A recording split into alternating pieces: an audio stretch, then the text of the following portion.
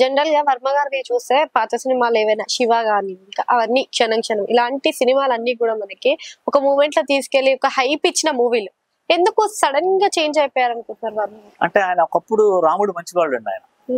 అంటే ఈ వడకాలాంటి తెలియదు, తాగుడు లేదు. ఒక జీవితంలో ఏమవుతుందంటే ఒక సర్టన్ ఏజ్ మీకు శివ సినిమా ఆపేమన్నారు. శివ సినిమా సెకండ్ జరిగి యార్లగడ్డ సురేంద్ర గారిని ప్రొడ్యూసర్, అదే అన్నపూర్ణ స్టూడియోలో సుమంత్ నాన్నగారు, ఆయన ఏమన్నాడంటే సినిమా సెకండ్ దాకా వచ్చింది, వేసి చూస్తారు కదా మామూలుగా, సెకండ్ అయింది ఇంకా అవ్వలేదు. ఆయన వాయిస్ కూడా నాకు బాగా గుర్తు, ఇదిగో రాము ఇది ఆపేద్దాం, వద్దు ఇది ఆడది, ఇది ఎందుకంటే ఏం లేదు సినిమాలో, ఆపేద్దాం, స్టాప్ ద మూవీ ఏనో. అందరూ మర్చిపోయింది సినిమా సెకండ్ దాకా తీసి ఆపేద్దాం అంటున్నాడంటే. ఎందుకు ఆపేమన్నా ఏంటంటే అప్పట్లో ఫైట్లు అనేది ఎలా జరుగుతుందంటే శివ సినిమా ఫైట్ల గురించి. అప్పట్లో ఫైట్ సిచ్యువేషన్ ఎలా ఉందంటే రాజు మాస్టర్ ఇంతలా ఉంటారు, పెద్ద మాస్టర్, ఆయన పెద్ద హైట్, మంచి ఇంత గంభీరంగా ఉంటాడు. ఆయన ఫైట్ మాస్టర్ కూర్చోబెట్టి ఈయన ఫైట్లు చేసుకుంటున్నాడు, మాస్టర్ కూర్చోబెట్టి ఈయన చేసుకుంటున్నాడు, గుడ్డోడు పడిపోయాడు అంటున్నాడు, పొడిచాడు చచ్చిపోయాడు అంటున్నాడు. అప్పట్లో సిచ్యువేషన్ ఏంటంటే సినిమా ఇండస్ట్రీ సిచ్యువేషన్ దొల్లాలి, దూకాలి, ఇంత ఇలా ఉంది సిచ్యువేషన్. అలాంటి టైంలో వచ్చి పడిపోయాడు, గుద్దుకున్నాడు, పడిపోయాడు అంటున్నాడు. ఫైట్ మాస్టర్ చెప్పేసాడు ఇలా అయితే ఆడదు సినిమా, ఇప్పుడు సినిమాలు ఎలా ఉన్నాయి చూడు, అక్కడ కృష్ణ గారు ఫైట్ చేస్తున్నారు, డిషన్ గుద్దేస్తున్నాడు, ఇది అవ్వదు అంటున్నాడు ఆయన. వర్మ గారు ఒకటి చెప్పాడు, సెకండ్ దాకా అయింది కదా, నన్ను నమ్మి నేను లండన్ వెళ్ళి సౌండ్ వేసుకొస్తా, పంపించాను అన్న. మొత్తంగా ఎలా అయితే సరే సినిమా షూటింగ్ అయితే చేసుకురా అన్న. ఏళ్ళు వచ్చిన తర్వాత అప్పుడు దాకా మనకి ఇప్పుడు ఉన్న సిచ్యువేషన్ అంతా వర్మ గారు క్రియేట్ చేసింది. ఇప్పుడున్న ఫైట్ సిచ్యువేషన్ మొత్తం వర్మ గారు తీసుకొచ్చిన స్కూలే.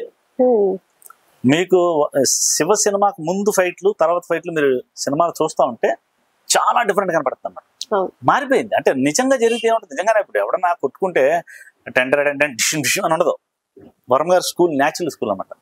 పడతాడు, కొడితే పడిపోతాడు, రాడుచుకు తలమే కొట్టాడు పడిపోతారు, మళ్ళీ వెళ్ళి ఫైట్ చేసి అంత ఉండదు కదా. అక్కడ ట్రెండ్ కూడా సెట్ చేశారు శివ సినిమా. ఆపేద్దాం ఉన్న సినిమాని సినిమా రిలీజ్ అయిన తర్వాత ఇండస్ట్రీని ఇలా ఉన్నదాన్ని అలా మార్చేసాడు. తర్వాత చచ్చినట్టు శివను ఫాలో అయ్యారు అందరూ. ఇప్పుడు దాకా అదే ఫాలో అవుతున్నాం. ఇప్పుడు దాకా మీరు మన బన్నీ సినిమా ఏంటి ఏదైనా సరే ఇప్పుడు అదే మనం ఫాలో అవుతున్నాం. వర్మ గారు చేసిన ట్రెండే ఫాలో అవుతున్నాం. అంటే ఇప్పుడు హిట్లు లేకపోవచ్చు ఆయనకి, అంటే తర్వాత రక్త చరిత్రకు ముందు కూడా ఇలాగే అన్నారు, పిచ్చోడు ఐస్ క్రీమ్ ఏది చేస్తున్నాడు.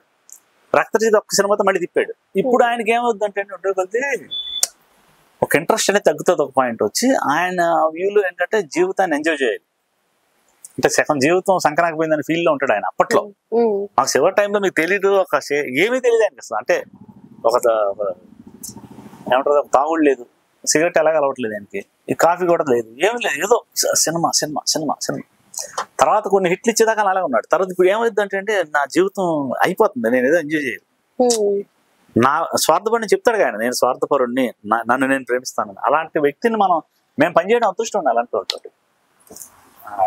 అంటే ఒక సెక్టర్ లో చూసుకున్నట్టయితే సరే యాక్షన్ మూవీస్, తర్వాత రొమాంటిక్ మూవీస్ వేసి ఉన్నారు.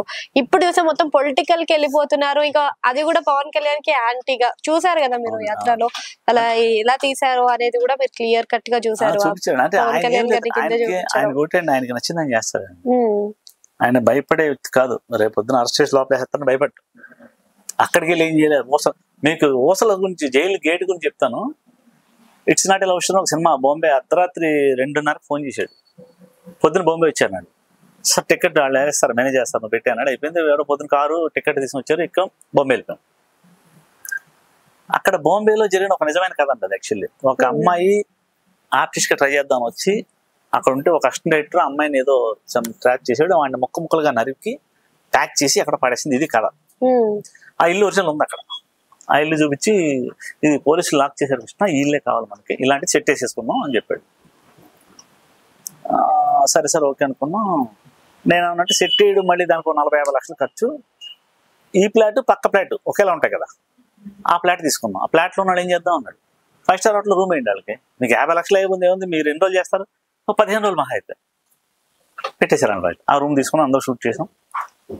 వాళ్ళు జైల్లో పెడతారు అనమాట. అమ్మాయిని జైల్లో పెట్టినప్పుడు ఒక సిచ్యువేషన్, జైలు ఊసలు వేసేసి జైలు గేట్లు వేసాం, 2 గేట్లు ఇటు ఇటు, హీరోకి ఒకటి హీరోయిన్ ఒకటి అన్నట్టు. అదే చంపిన వాళ్ళు ఇద్దరు. ఆ జైలు ఒకటేమో ఒరిజినల్ వేసాను ఐరన్ లో, ఒకటి పీస్ పైపులకి వేసా. అంటే పీస్ పైపులు అంటే పలచగా ఉంటాయి, లాగితే ఊడిపోయేలా ఉంటాయి. అంటే ఒకటి వాడుకుంటాడు చాలు, నేను వేసా. అయిపోయింది, కరెక్ట్ గా ఫస్ట్ ఇక్కడే పెట్టాడు. అమ్మ దొరికిపోరావు, ఎందుకంటే ఆయన ఇమోషన్స్ ఉంటాయి, ఆయన కొంచెం పట్టుకున్నాడు ఎలా ఉన్నాడు అనేది ఉంటది.